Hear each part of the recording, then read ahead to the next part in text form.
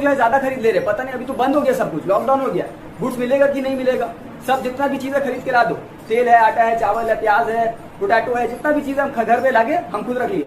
War का situation, war हो रहा है, अभी वर्ल्ड वॉर हो रहा है, गुड्स मिल रहा नहीं है, प्रोडक्शन उतना नहीं हो पा रहा है, ठीक है। तो हम क्या करेंगे, स्टॉक में गुड्स रख लेंगे। Welcome to the economics class once again. This is the second part. ये सेकंड पार्ट है, डिमांड चैप्टर का सेकंड पार्ट है, ठीक है। इससे पहले हम लोग जो लास्ट पढ़े थे वो क्या था, लॉ ऑफ डिमांड। और लॉ ऑफ डिमांड में क्या पढ़े थे हम लोग कि लॉ ऑफ डिमांड कहता है कि प्राइस और क्वांटिटी डिमांडेड में इनवर्स रिलेशन है। मतलब अगर प्राइस कोई चीज का कम होता है तो उसका डिमांड क्या होता है, बढ़ जाता है, और अगर किसी चीज का प्राइस बढ़ता है तो उसका डिमांड घट जाता है। यही था लॉ ऑफ डिमांड, ठीक है। अब जो है इकोनॉमिक्स में चाहे वो डिमांड पढ़िए, सप्लाई पढ़िए, या आगे प्रोडक्शन कॉस्ट, बहुत सारा चैप्टर्स है, और सब चैप्टर्स में डायग्राम्स भरा हुआ है। हर चैप्टर्स पे आपको डायग्राम कंपलसरी मिलेगा। और स्टूडेंट्स लोग बहुत सारे स्टूडेंट्स बोलते हैं कि सर डायग्राम समझ में नहीं आता है, डिफिकल्ट है, इतना सारा डायग्राम यहाँ से वहां कहीं पर भी चले जा रहा है, कैसे हो रहा है। तो ये जो अभी हम जो तरीका हम बता रहे हैं, जो अभी डायग्राम हम बताने वाले हैं, ये अगर आप देख लीजिएगा तो इकोनॉमिक्स में कोई भी डायग्राम बना लीजिएगा, एकदम सिंपल है, कुछ डिफिकल्ट नहीं। सिर्फ ये देख लीजिए, इसको अगर याद हो गया, एकदम सिंपल सा चीज है, ठीक है। तो आप कोई भी डायग्राम बना लीजिएगा आसानी से, और कोई मुश्किल नहीं होगा, ठीक है। जैसे कि आप देख सकते हैं यहाँ पर हम लिखे हैं 4 डायग्राम अभी हम आपको बना के दिखाएंगे, ठीक है। तो सबसे पहला डायग्राम जो है वो देख सकते हैं आप, जैसे कि क्या लिखा है, इनवर्स रिलेशन, ठीक है। तो अगर कोई भी दो चीज पे इनवर्स रिलेशन होता है तो इसका मतलब है ये उल्टा रिलेशन है, एक चीज बढ़ने से दूसरा चीज घटता है। तो ऐसा क्या चीज है, हम जो एग्जांपल यहाँ पर लिए हैं, जैसे लॉ ऑफ डिमांड में भी हम लोग पढ़े थे, प्राइस और क्वांटिटी डिमांडेड में क्या है, इनवर्स रिलेशन। तो आप देख सकते हैं कि यहाँ पर हम प्राइस लिखे हैं और यहाँ पर क्या लिखे हैं, क्वांटिटी डिमांडेड, ठीक है। तो प्राइस और क्वांटिटी डिमांडेड में क्योंकि हम लोग को पता है इनवर्स रिलेशन है, तो यहाँ पर देखते हैं कब का शेप कैसा आता है, ठीक है। तो देखिए, अगर मान लीजिए हम कोई चीज खरीद रहे हैं, ठीक है, मेनली मान लीजिए हम एक डेयरी मिल्क खरीदते हैं, और डेयरी मिल्क का प्राइस जो है लेट से 50 रुपया, ठीक है, 50, ठीक है। और जब 50 रुपया डेयरी मिल्क का प्राइस है तो उसका क्वांटिटी डिमांडेड, मतलब मार्केट में कितना डिमांड है, 1000 पीस सेल हो जाता है। तो उसका डिमांड जो है 1000 यूनिट्स डिमांडेड है, ठीक है। 50 रुपए जब प्राइस है डेयरी मिल्क का, तो क्वांटिटी डिमांडेड 1000 है, 1000 पीस सेल हो जाता है। तो प्लॉटिंग पॉइंट इसका कहां पर आ रहा है, ये 50 रुपये के साथ क्वांटिटी डिमांडेड है 1000, तो प्लॉटिंग पॉइंट यहाँ पे आएगा, ठीक है, क्लियर है।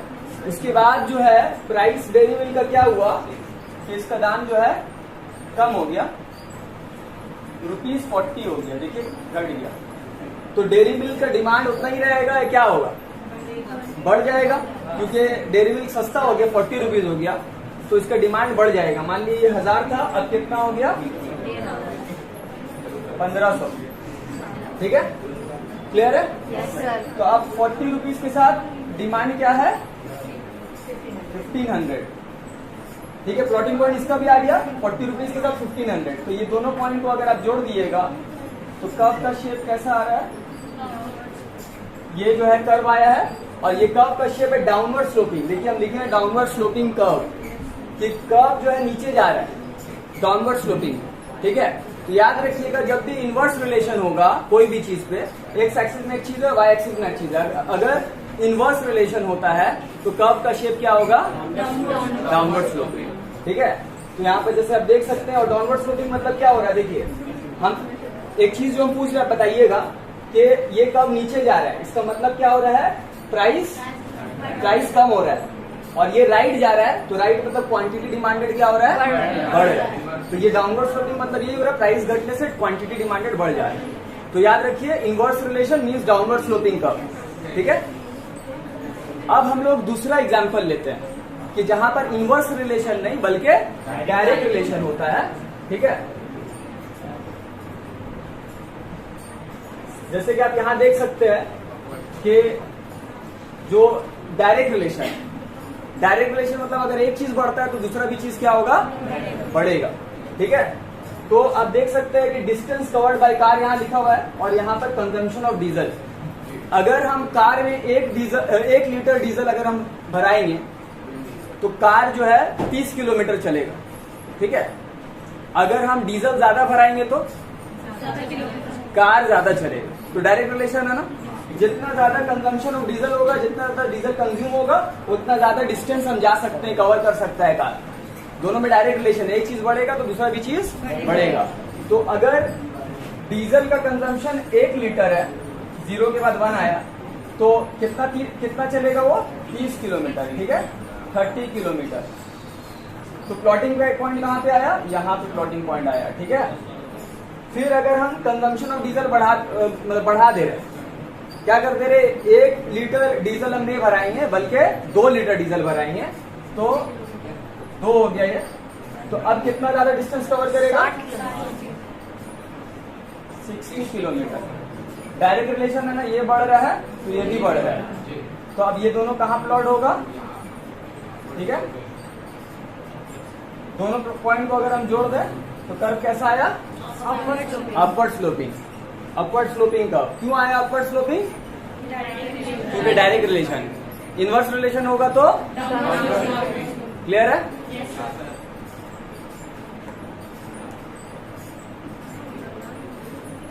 अब तीसरा डायग्राम,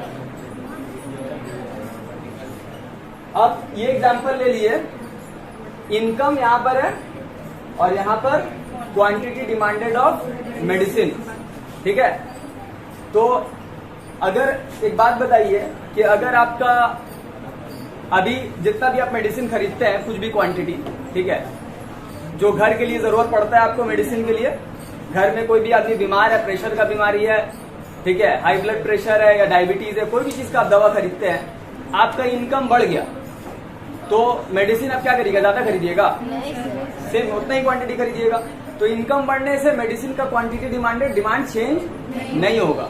तो इस जगह पे हम लोग देखते हैं क्या होता है। अगर मान लीजिए मेरा इनकम जो है,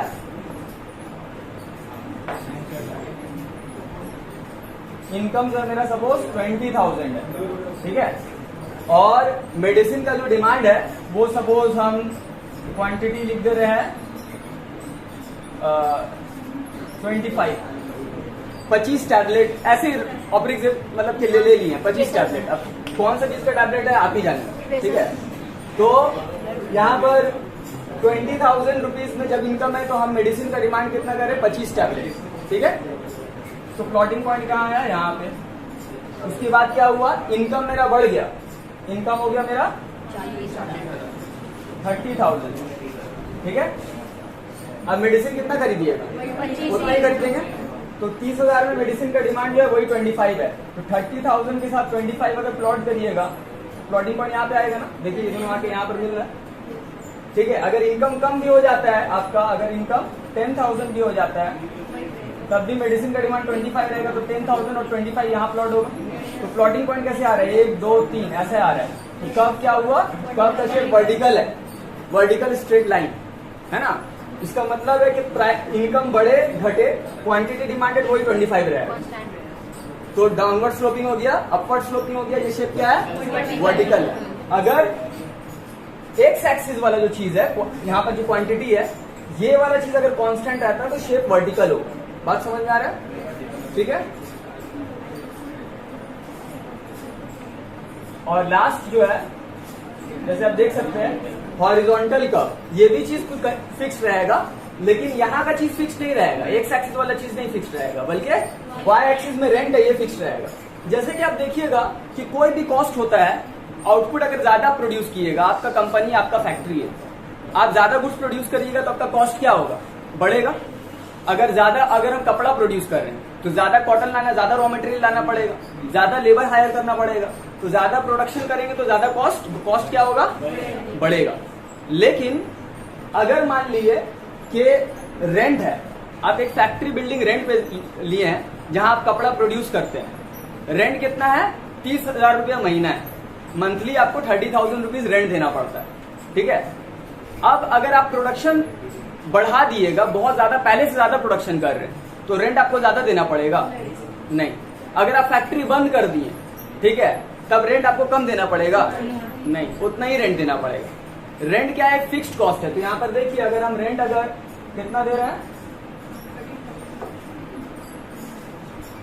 ₹30,000, ठीक है। तो अगर हम मान लिए 50,000 कपड़ा प्रोड्यूस कर रहे हैं, 50,000 क्लोथ्स प्रोड्यूस कर रहे हैं, तो आपका रेंट कितना है? 30,000 रुपया, ठीक है। तो प्लॉटिंग पॉइंट यहां पे आया, ठीक है।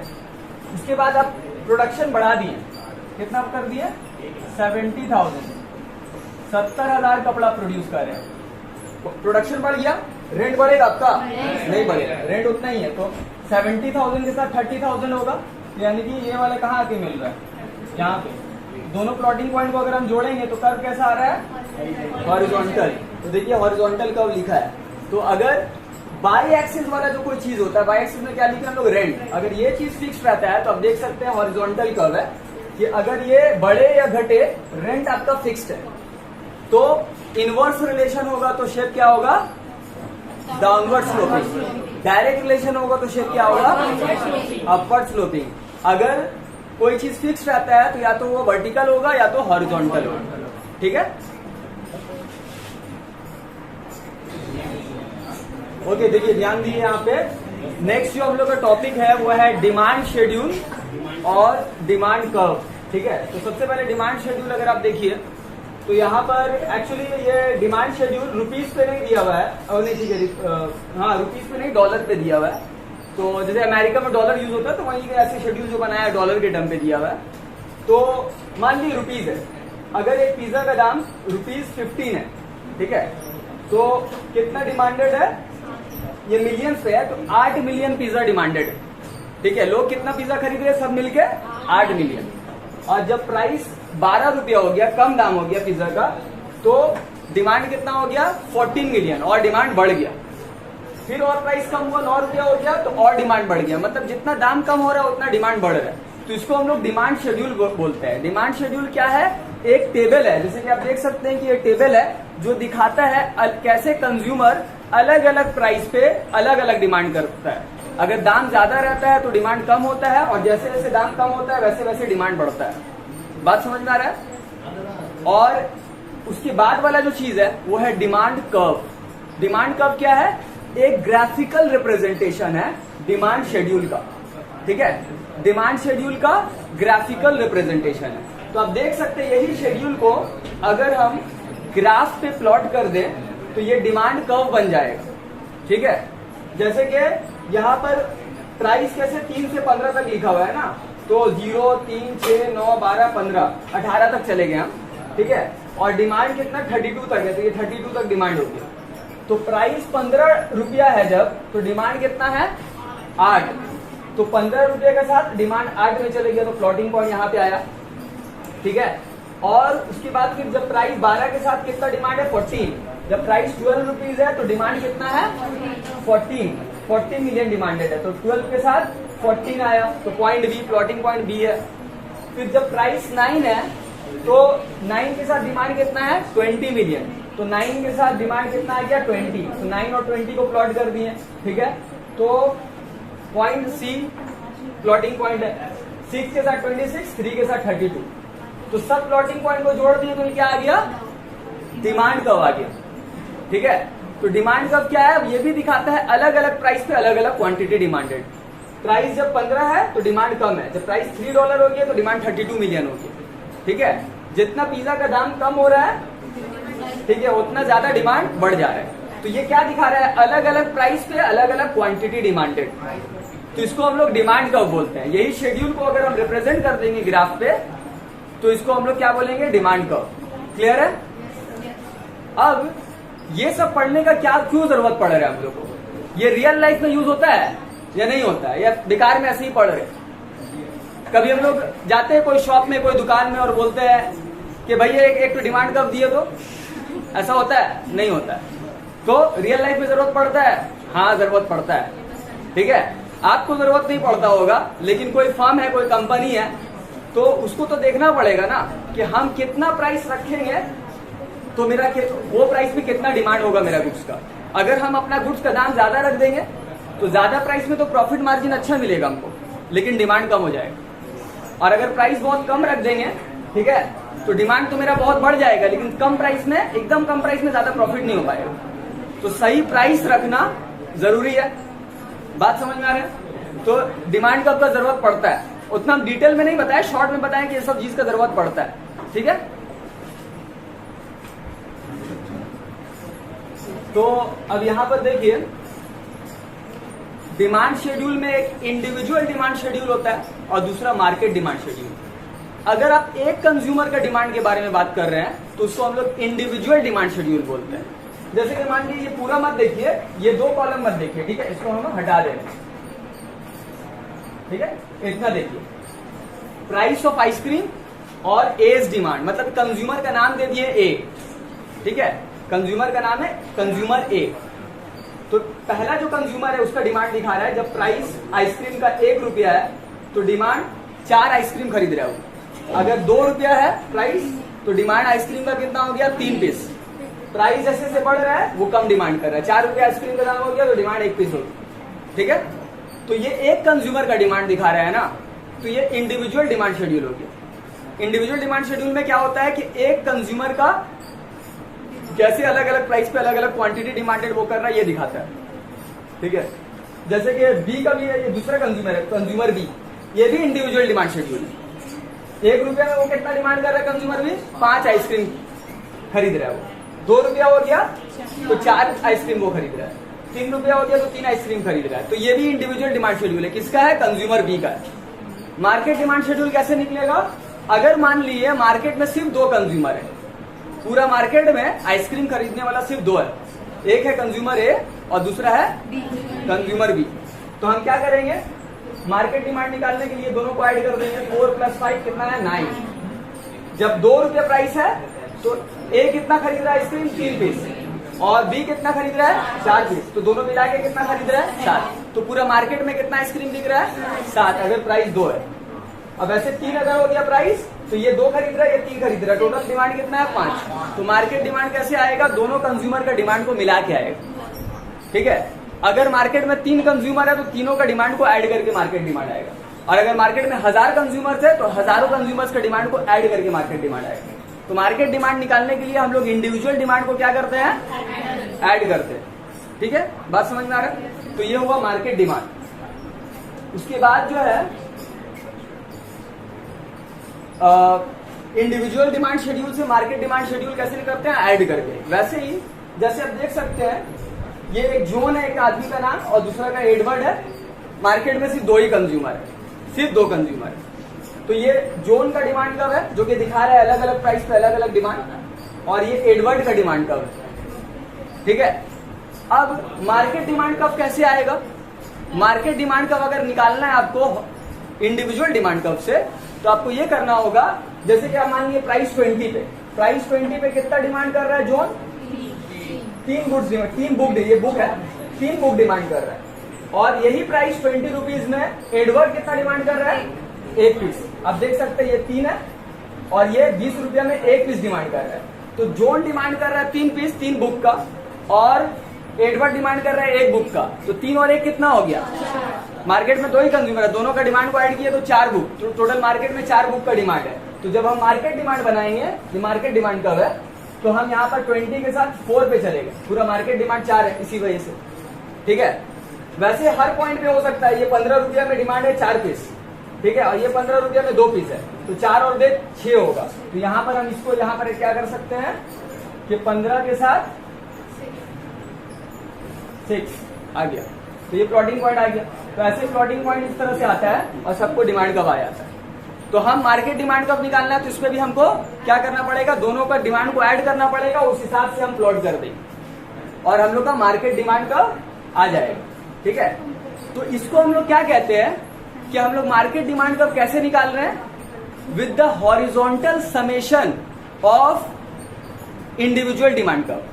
हॉरिजॉन्टल मतलब हॉरिजॉन्टली स्ट्रेट लाइन से हम लोग क्या कर रहे हैं, समेशन कर रहे हैं। समेशन मतलब ऐड करना, किसका डिमांड को, इसका डिमांड और इसका डिमांड दोनों को ऐड कर दे रहे। तो इसका डिमांड कितना है, 3 है, ठीक है, और इसका कितना है, 1 है। तो हॉरिजॉन्टल लाइन ले रहे हैं ना, उसको हॉरिजॉन्टल बोलते हैं, इसको वर्टिकल बोलते हैं। तो हॉरिजॉन्टली हम लोग ऐड कर रहे हैं, सम कर रहे हैं, तो इसको ऐड किए तो ये साइज बड़ा हो गया। ये 3, ये 1, 3 और 1 कितना हो गया? 4 हो गया। ठीक है, तो हॉरिजॉन्टली हम ऐड कर रहे हैं। तो कैसे क्या बोल सकते हैं हम लोग कि market demand curve is derived by the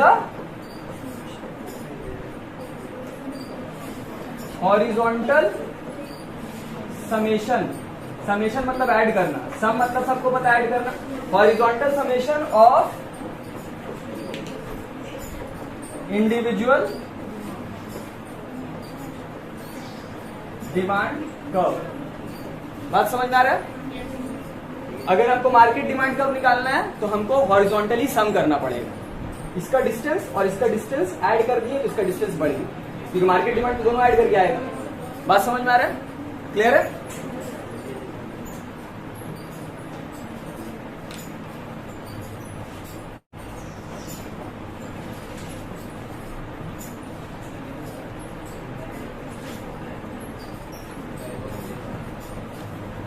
अब हम लोग का जो नेक्स्ट टॉपिक है वो है स्लोप ऑफ डिमांड कर्व। तो डिमांड कर्व का जो स्लोप है कैसा शेप है बताइए तो? डिमांड कर्व का शेप क्या होता है?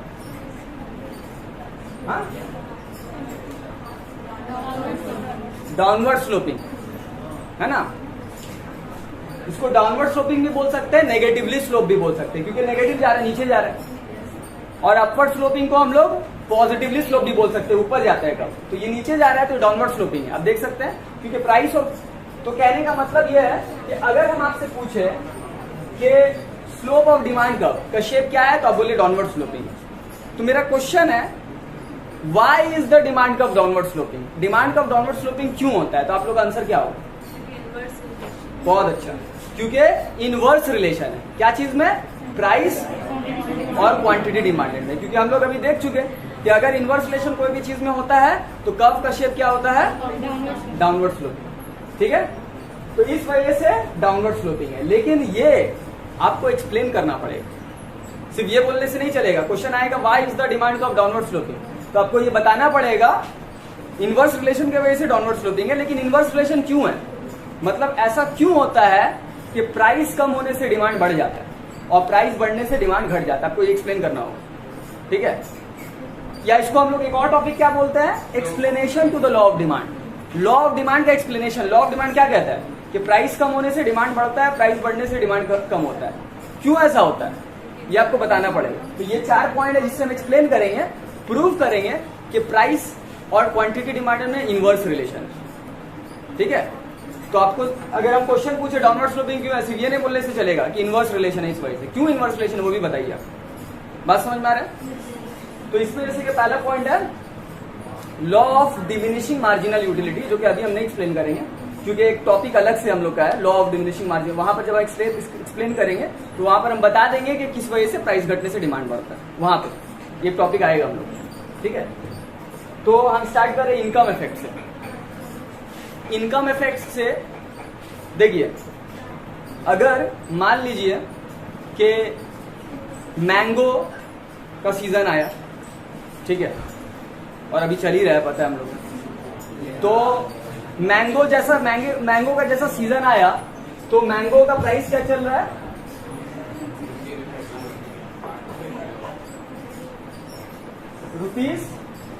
₹60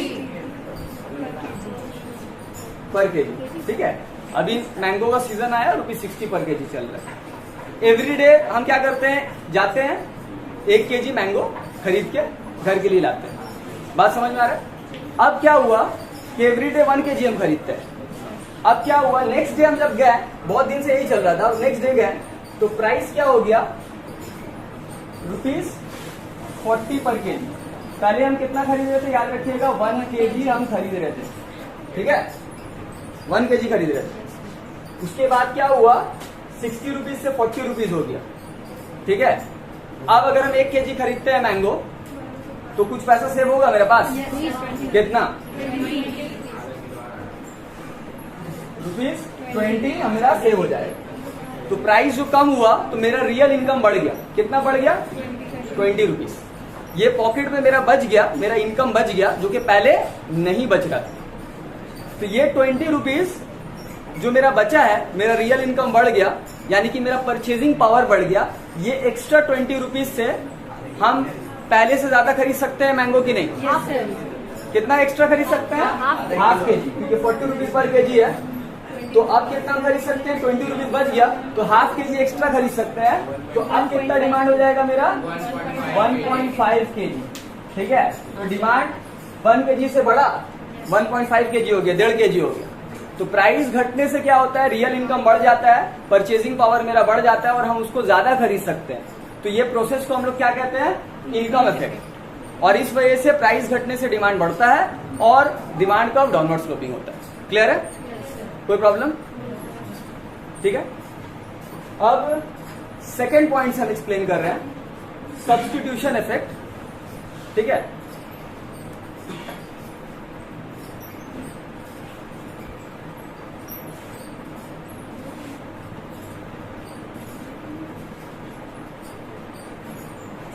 अब हम दूसरा पॉइंट से एक्सप्लेन कर रहे हैं, सब्स्टिट्यूशन इफेक्ट। तो सब्स्टिट्यूशन इफेक्ट में क्या है कि कोई भी चीज का अगर प्राइस कम होता है तो उसका डिमांड क्यों बढ़ जाता है? जैसे कि मान लीजिए अगर हम सोचे, हम एक्चुअली हमको लैपटॉप खरीदने का था, तो हम एक लैपटॉप देखें डेल का, कितना दाम में? 35,000 रुपीज। ठीक है, तो लैपटॉप का 35,000 रुपीज दाम है और हमको एक लैपटॉप खरीदे। ऐसे बहुत कोई आदमी होगा जैसे लैपटॉप खरीद रहा है 35,000 का लैपटॉप डेल का। फिर क्या हुआ, हम एप्पल का लैपटॉप खरीदने का नहीं सोच सकते क्योंकि वो थोड़ा मेरे लिए कॉस्टली हो जाएगा। एप्पल का लैपटॉप का प्राइस क्या हमको नहीं मालूम, मान ली 1 लाख रुपया। तो हम सोचे नहीं एप्पल का तो नहीं होगा, दिल है हमको खरीदने का, एप्पल अच्छा ब्रांड है, लेकिन नहीं हो पाएगा। फिर क्या हुआ, एप्पल का कंप्यूटर का प्राइस हो गया 1 लाख रुपया से 50,000 रुपया। ठीक है, तो अब मेरे लिए पॉसिबल है ना कि हम खरीद सकते हैं।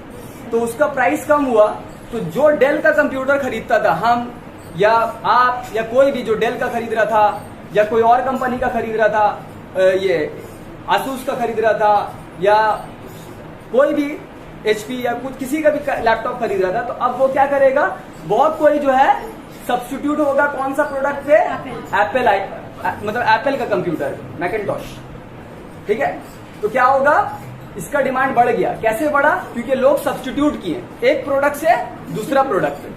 बात समझ में आ रहा है? तो इसको हम लोग सब्स्टिट्यूशन इफेक्ट बोलते हैं। जब एक चीज का प्राइस कम हो जाता है तो लोग दूसरा कुछ छोड़ के ये खरीदने लगते हैं।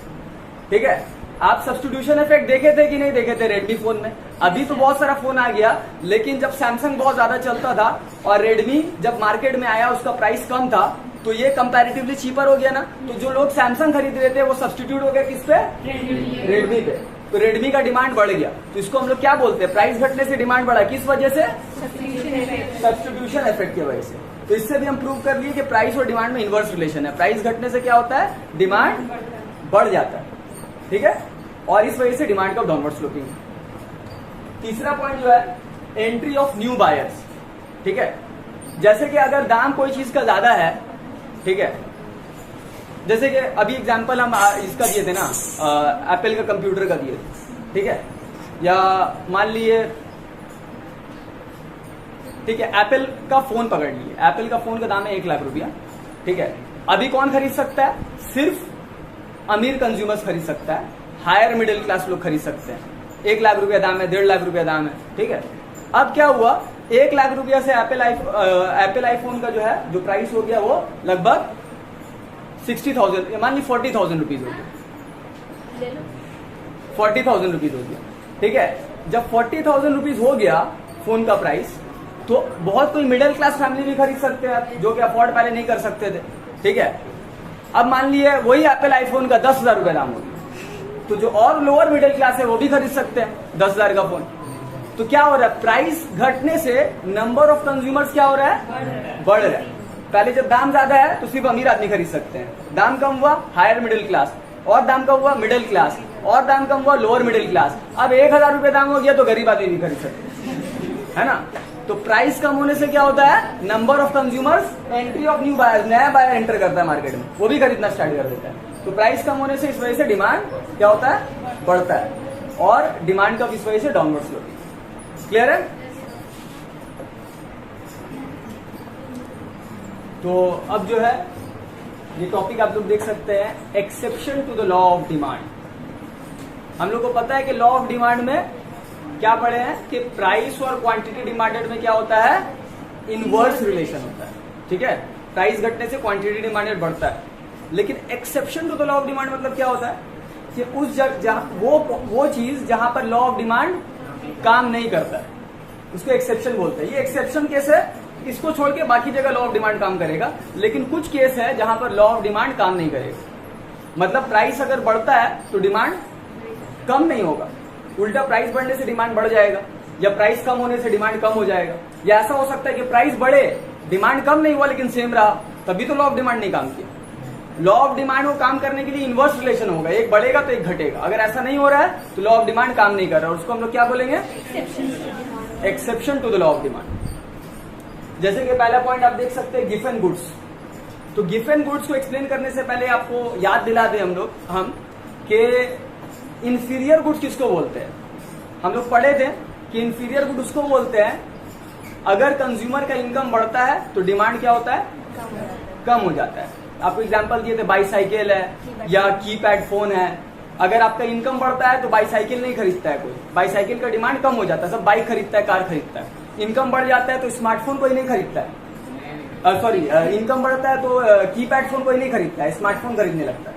तो इनकम बढ़ने से कीपैड फोन का डिमांड क्या होता है, कम हो जाता है। तो ये इंफीरियर गुड हुआ। मेज के एग्जांपल दिए थे, इनकम बढ़ने से मेज का डिमांड कम हो जाता है, क्योंकि जो गांव में लोग होते हैं वो मेज जो है सस्ता फूड है, और राइस एंड व्हीट जो चावल और आटा है वो ज्यादा सुपीरियर, ज्यादा अच्छा फूड है। तो इनकम बढ़ने से मेज का डिमांड क्या होता है, कम हो जाता है, क्योंकि वो लोग सब्स्टिट्यूट हो जाते हैं राइस और व्हीट पे, चावल और आटा पे, जो ज्यादा अच्छा फूड है उन लोग के लिए। ठीक है, तो अगर वही एग्जाम्पल गिवन गुड्स का यहाँ पर आप लेते हैं, मान लिए एग्जाम्पल लिए मेज का लिए एग्जाम्पल, ठीक है। गिवन गुड्स एक स्पेशल टाइप का इंफीरियर गुड्स है, गिवन गुड्स है एक स्पेशल टाइप का इंफीरियर गुड्स है जहां पर लॉ ऑफ डिमांड नहीं काम करता है। प्राइस बढ़ने से डिमांड बढ़ जाएगा, प्राइस घटने से डिमांड घट जाएगा। आप एग्जाम्पल ले लिए मेज का, मेज का दाम है 20 रुपया पर केजी, ठीक है। चावल का दाम है 40 रुपया पर केजी। सस्ता क्या है, मेज। तो गरीब आदमी जो गांव में है क्या खा रहे हैं, ज्यादातर मेज खा रहे हैं। मेज का प्राइस क्या हुआ, 20 रुपया से 12 रुपया हो गया। कितना हो गया, ठीक है, 20 से हो गया 12। तो पर केजी में कितना सेव करेंगे, ₹8, 8 रुपया सेव करेंगे ना, ठीक है। तो अगर वो वीक में 10 केजी चावल घर के लिए लेके जाते थे, तो 1 केजी में वो भी 8 रुपया सेव कर रहे हैं, तो यानी कि 10 केजी लेके जाते तो 80 रुपया सेव करेंगे। तो यानी कि प्राइस घटा तो रियल इनकम उनका क्या हुआ, बढ़ गया। प्राइस कम होने से 80 रुपया उनका सेव हो रहा है। तो ये जो रियल इनकम उनका बढ़ गया, 80 रुपया जो सेव हुआ, तो ये 80 रुपया वो यूज कर सकते हैं बेहतर फूड खाने में। क्या खाने में, राइस और व्हीट खाने में, चावल और आटा खाने में। तो उसकी वजह से क्या होगा कि चावल का डिमांड बढ़ जाएगा, आटा का डिमांड बढ़ जाएगा, लेकिन फिर मेज का डिमांड क्या होगा, घट जाएगा, है ना। तो लॉ ऑफ डिमांड काम नहीं किया। मेज का प्राइस घटने से मेज का डिमांड क्या हुआ है, घट गया, ठीक है। प्राइस कम हुआ मेज का, हम कुछ पैसा सेव कर ले रहे हैं, और वो सेव जो किया हुआ पैसा उसको हम इस्तेमाल कर रहे हैं आटा चावल खाने के लिए। तो हम जो है, जो मेज पहले ज्यादा जाता था मेरे घर पे, 10 केजी जाता था, अभी हम 7, 6 केजी, 5 केजी खा रहे हैं, क्योंकि अभी आटा चावल मेरे घर पे आ चुका है, ठीक है। तो प्राइस मेज का घटने से डिमांड घट गया, लॉ ऑफ डिमांड काम नहीं किया। इसको हम लोग बोलते हैं exception to the law of demand. Law of demand काम नहीं कर रहा, ठीक है। उसके बाद देखिए सेकेंड पॉइंट क्या है, कंस्पिशियस कंजम्पशन, ठीक है। कंस्पिशियस कंजम्पशन बोलते हैं उस गुड्स को कि जो गुड्स ऐसा गुड्स होता है जो प्रेस्टीज के लिए, शो ऑफ के लिए हम लोग खरीदते हैं, ठीक है। जैसे कि कोई अमीर आदमी है, उसको अपना पैसा दिखाना है, देखो हम कितना पैसा वाला, तो वो क्या खरीदेगा, जैसे आप बोल रहे हैं एप्पल आईफोन, ठीक है, जो एकदम लेटेस्ट वर्जन है, 2 लाख का फोन है मान लीजिए। या फॉर एग्जाम्पल रिच वुमेन अगर होगी तो क्या खरीदेगी, डायमंड ज्वेलरीज, कॉस्टली है, ठीक है। मान लीजिए 20 लाख का डायमंड ज्वेलरी है, 50 लाख का डायमंड ज्वेलरी है, जो भी। तो ये शो ऑफ करने के लिए, या Audi car, Lamborghini car, 5 lakh का घड़ी, 3 इडियट्स, है ना। हाँ सर। तो क्या होगा, ये दिखावा के लिए आदमी खरीदता है कि देखो हम महंगा गुड्स खरीदे हैं, हम पैसा वाले। तो वहां पर लॉ ऑफ डिमांड काम नहीं करता है। वो गुड्स का प्राइस ज्यादा होने से डिमांड ज्यादा रहता है, ठीक है। अगर उसका प्राइस कम हो जाए तो अमीर आदमी खरीदना तो छोड़ देगा, क्योंकि वो तो मिडिल क्लास आदमी भी खरीद सकता है, उसको वो प्रेस्टीज, वो शो ऑफ नहीं मिलेगा। तो क्या होगा, उसका डिमांड, अमीर आदमी खरीदना छोड़ देगा उसको, तो उसका डिमांड कम हो जाएगा। तो इसका प्राइस ज्यादा होने से डिमांड ज्यादा होता है। जैसे कि आप देख सकते हैं यहाँ पर हम एक्सपेंसिव वॉचेस, है ना, क्या है, डायमंड ज्वेलरीज। तो ये सब एग्जांपल है क्या चीज का, कंस्पिशियस कंजम्पशन का। क्लियर है। यहां पर लॉ ऑफ डिमांड काम नहीं करता, ठीक है। उसके बाद एग्जांपल जो है कंस्पिशियस नेसेसिटीज, जो एक्चुअली एकदम जरूरी गुड्स नहीं है, लेकिन अभी के वक्त पे जरूरी हो गया। फोन, है ना, अगर मान लिए फोन का दाम बढ़ भी रहा है तब भी लोग खरीदेंगे ही, डिमांड उसका कम नहीं होगा। तो डिमांड उसका कांस्टेंट रहेगा। प्राइस बढ़ भी रहा है, फोन का दाम बढ़ भी रहा है, तब भी लोग खरीदेंगे, अभी के टाइम में जरूरी होगी। बात समझ में आ रहा है। रेफ्रिजरेटर अभी के टाइम में जरूरी होगी, दाम बढ़ भी रहा है फ्रिज का, रेफ्रिजरेटर का, तब भी लोग खरीदेंगे। लॉ ऑफ डिमांड काम नहीं करेगा। बात समझ में आ रहा है। अब देखिए हम बात क्या करें, अभी जो हम इसका एग्जाम्पल दिए, फोन का एग्जाम्पल दिए, तो हम पर्टिकुलर ब्रांड ऑफ फोन नहीं बोल रहे। अगर हम ऐसा बोलते कि सैमसंग का दाम बढ़ गया, तब क्या होगा, सैमसंग का डिमांड कम हो जाएगा, ठीक है, क्योंकि लोग दूसरा गुड्स छोड़ के मतलब कि सैमसंग छोड़ के दूसरा गुड्स पे चले जाएंगे, रेडमी, ओप्पो, वीवो खरीदने लग जाएंगे। बात समझ में आ रहा है। लेकिन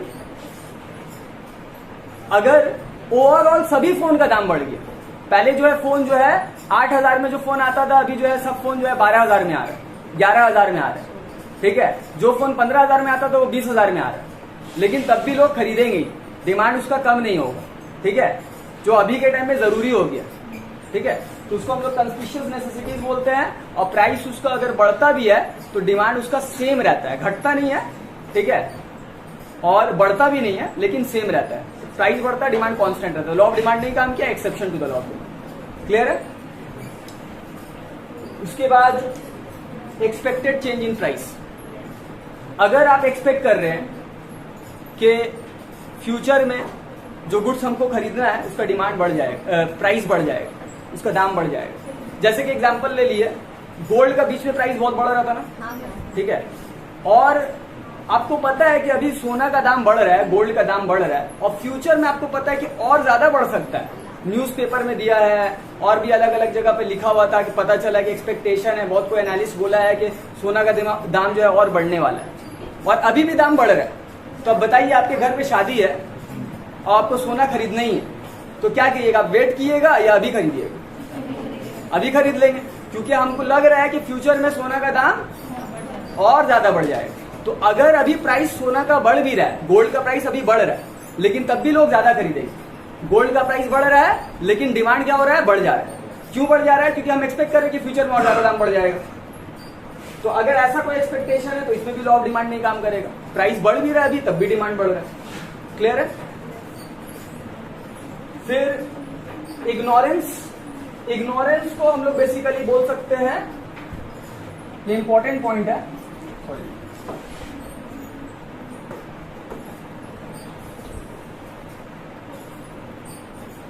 वेवलेन इफेक्ट। बहुत जगह पर वेवलेन इफेक्ट लिखता है, ठीक है, तो वेवलेन इफेक्ट इसको बोले तो ज्यादा बेटर है, ठीक है, क्योंकि इसको समझे इसका एक्सप्लेनेशन देने वाला एक इकोनॉमिस्ट था जिसका नाम है वेवलेन, तो उसका नाम तो इसको वेवलेन इफेक्ट बोला गया। तो अगर हम लोग गुड्स का क्वालिटी को जज करते उसका प्राइस से, ये ज्यादा दाम का गुड है, ये इसका दाम ज्यादा है, ये ज्यादा अच्छा हो, ये सस्ता है उतना अच्छा नहीं हो, अगर ऐसा हम लोग सोच ले, तब तो लोग क्या करेंगे, जिसका दाम ज्यादा है वही ज्यादा खरीदेंगे। हम सोच रहे हैं हैवेल्स का फैन जो है इसका दाम ज्यादा है, और उषा का थोड़ा दाम कम है, ओरिएंट का थोड़ा दाम कम है, नहीं हैवेल्स का खरीदेंगे, इसका दाम ज्यादा है, क्वालिटी ज्यादा अच्छा होगा। अगर ऐसा सोच हो जाए तो क्या होगा, लोग जो है ज्यादा ही प्राइस वाला गुड ज्यादा खरीदेंगे। प्राइस ज्यादा रहेगा तो डिमांड ज्यादा रहेगा, जिसको हम लोग वेवलेन इफेक्ट बोलते हैं। एक बार क्या हुआ कि हम फ्लिपकार्ट पे आयरन देख रहे थे, प्रेशर, ठीक है, तो एक आयरन हमको मिला 800 रुपया का और एक आयरन मिला हमको 1200 रुपया का। तो हमको क्या लगा कि 1200 रुपये इसका दाम है, ये ज्यादा अच्छा होगा, तो यही वाला ऑर्डर करते हैं। ऑर्डर करने जा ही रहे थे हम, लेकिन ऐसा सोच हो गया। तो फिर क्या होगा, अगर ऐसा सोच हो गया तो लोग ज्यादा दाम वाला गुड्स ज्यादा खरीदेंगे, लॉ ऑफ डिमांड काम नहीं करेगा, ठीक है। लेकिन फिर हम ऑर्डर करने जा ही रहे थे, वो बात अलग है कि ऐसा नहीं किया, हम देखा कि उसमें तो सेम वारंटी दे रहा 800 ही वाला लेते, ठीक है। तो मेरे से लॉ ऑफ डिमांड काम किया था। लेकिन अगर ऐसा सोच हो जाए तो लॉ ऑफ डिमांड काम नहीं करेगा, ठीक है। तो प्राइस ज्यादा होने से ज्यादा डिमांड होगा वो गुड्स का, क्योंकि लोग समझेंगे कि उसका क्वालिटी ज्यादा अच्छा है। कोई प्रॉब्लम? फिर एक्स्ट्रा ऑर्डिनरी सिचुएशन। अभी रिसेंटली कोई एक्स्ट्रा ऑर्डिनरी सिचुएशन आया था, याद करिए। अभी है एक्स्ट्रा ऑर्डिनरी सिचुएशन, मतलब अभी उतना ज्यादा नहीं, 1 साल पहले लॉकडाउन हुआ था तो एक्स्ट्रा ऑर्डिनरी सिचुएशन।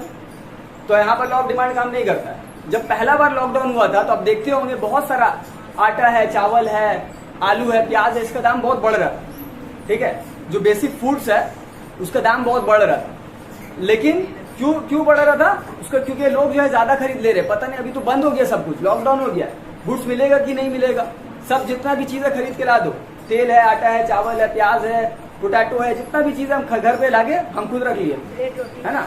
तो अगर ये कोई एक्स्ट्रा ऑर्डिनरी सिचुएशन आ गया, ठीक है, तो इन दैट केस क्या होगा कि अगर अभी प्राइस बढ़ भी रहा है, हम देख रहे थे कि सबका चीज का जितना फूड आइटम का दाम बढ़ रहा था, लेकिन तब भी लाके हम घर पे रख लिए। पता नहीं कल तो दुकान बंद रहेगा तो खरीद नहीं पाएंगे, क्या होगा, नहीं होगा, मिलेगा नहीं, सब तो प्रोडक्शन बंद हो गया, फैक्ट्री बंद है, सब कुछ तो बंद है। तो ये सिचुएशन में प्राइस अगर बढ़ भी रहा है तब भी हम डिमांड ज्यादा करें। वॉर का सिचुएशन, वॉर हो रहा है, अभी वर्ल्ड वॉर हो रहा है, गुड्स मिल रहा नहीं है, प्रोडक्शन उतना नहीं हो पा रहा है, ठीक है। तो हम क्या करेंगे, स्टॉक में गुड्स रख लेंगे, ठीक है। प्राइस बढ़ भी रहा है तब भी हम खरीद लेंगे, बढ़ता हुआ प्राइस कोई बात नहीं, दे दो हम, दाम बढ़ रहा है तब भी डिमांड बढ़ जाएगा। लॉ ऑफ डिमांड नहीं काम करेगा। एक्स्ट्रा ऑर्डिनरी सिचुएशन, इमरजेंसी जिसको बोलते हैं, ठीक है। चेंज इन फैशन, अगर फैशन चेंज हो गया, पहले जो आप गुड्स खरीदते थे, ठीक है, जैसे कि पहले अगर जो भी पुराना टाइप का स्मार्टफोन पकड़ लिए, पुराना टाइप का स्मार्टफोन है, अब जो है पहले चलता था अब एक हो गया, तो हम लोग अक्सर देखिए चेंज करते रहते हैं, नया आया डुअल कैमरा, नया आया ट्रिपल कैमरा, वो लेंगे। तो क्या हो रहा है, जो फैशन आउट ऑफ फैशन हो रहा है, वो आदमी प्राइस उसका कम भी है तो उतना आदमी नहीं खरीद रहा, ठीक है। कपड़ा में भी देखिए अभी वो पहले का फैशन है, कौन खरीदेगा, नहीं खरीदेगा, प्राइस कम भी है तो नहीं खरीदे। लेकिन अगर नया जो लेटेस्ट जो कपड़ा आ रहा है मार्केट में, उसका प्राइस ज्यादा भी है तब भी खरीद ले रहे, ठीक है। तो यहाँ पर भी लॉ ऑफ डिमांड नहीं काम करता है। जो आउट ऑफ फैशन है, दाम कम है, नहीं खरीदेंगे, कोई बात नहीं, फ्री में भी देगा तो नहीं खरीदेंगे, है ना। तो law of demand out of fashion भी जब हो जाता है तो प्राइस कम होता है वो गुड्स का जो आउट ऑफ फैशन है, तो तब भी उसका प्राइस कम होने के बावजूद भी डिमांड बढ़ता नहीं है, डिमांड घट ही जाता है। तो यहाँ पर भी लॉ ऑफ डिमांड काम नहीं करता है। तो ये सब केसेस में इसको हम लोग क्या बोले, exception to the law of demand, जहां लॉ ऑफ डिमांड नहीं काम करता है। मतलब क्या हो रहा है, यहाँ पर ज्यादातर जगह पे क्या हुआ, प्राइस बढ़ रहा है, डिमांड बढ़ जा रहा है, प्राइस घट रहा है, डिमांड घट जा रहा है, लॉ ऑफ डिमांड काम नहीं कर रहा, ठीक है। तो अब बताइए इस केसेस पे डिमांड का शेप क्या होगा?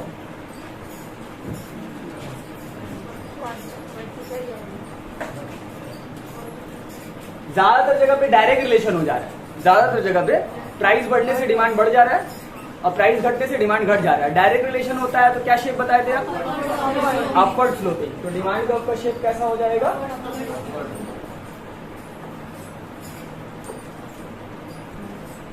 डिमांड कर्व का शेप हो जाएगा अपवर्ड स्लोपिंग, क्योंकि normally demand curve downward sloping होता है। अगर कोई पूछेगा तो अगर हम बोलते हैं कि अपवर्ड स्लोपिंग होगा तो आंसर गलत है, क्योंकि डिमांड कर्व में इनवर्स रिलेशन है, प्राइस बढ़ने से डिमांड घटता है। लेकिन कुछ केसेस में, ये सब केसेस में जो एक्सेप्शन है, जहां लॉ ऑफ डिमांड नहीं काम करता है, वहां पर प्राइस बढ़ने से डिमांड घट रहा नहीं है, डिमांड बढ़ जा रहा है, डायरेक्ट रिलेशन हो जा रहा है, तब यहां पर केस क्या होगा, अपवर्ड स्लोपिंग। क्वेश्चन होता है कि in which cases the demand curve is upward sloping, कौन सा केस पे, तो हमको ये सब पॉइंट लिखना पड़ेगा, ये सब केस पे इसको एक्सप्लेन करना होगा। तो ये हुआ exception to the law of demand, ठीक है। तो आज का क्लास इतना ही तक, उसके बाद फिर कुछ टॉपिक्स बचा हुआ है हम लोग का डिमांड में, जो कि हम लोग नेक्स्ट क्लास में इंशाल्लाह कंटिन्यू करते हैं। ओके।